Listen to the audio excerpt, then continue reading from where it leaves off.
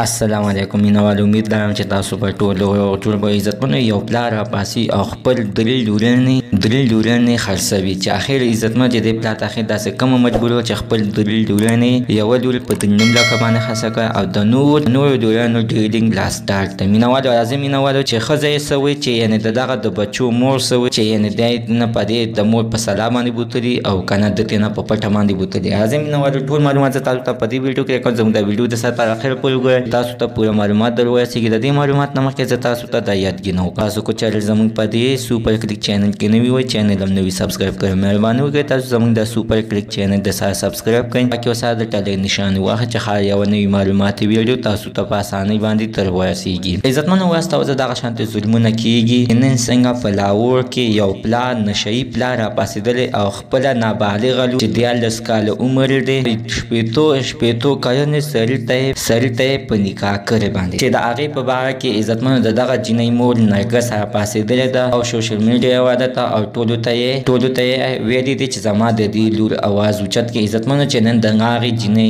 د نرګس ښځې اواز اوچت شول او خو دغه د ماشومې پته لا نه لګي چې په کوم ځای کې ده. خو مور سره خبره شوې وې چې مور زما ضد ته څه غم وکړه، دا خلکه ما وژني نه مې پرېږدي. او عزتمنو د دغه نشهیي 2 لورانې نور هم بوتلي دي چې مور یې اوس هم په غم کې لا پته ده. ویل کېږي چې دا به هم شاید چې چاته کې یا به یې خرڅې کړي وي او یا یې به یې خرڅوي. دې هم زر ته زر غم وکړل شي. مینوال زموږ د سره نننۍ معلومات ته د دې ځای پورې د نوي معلومات دپاره د سره زموږ د سوپر کلیک چینل د سره سبسکرایب کړئ، خوا کې ورسره د ټلۍ نشان وخت چې ښایي یوه نوي معلوماتي ویډیو تاسو ته په اسانۍ باندې تر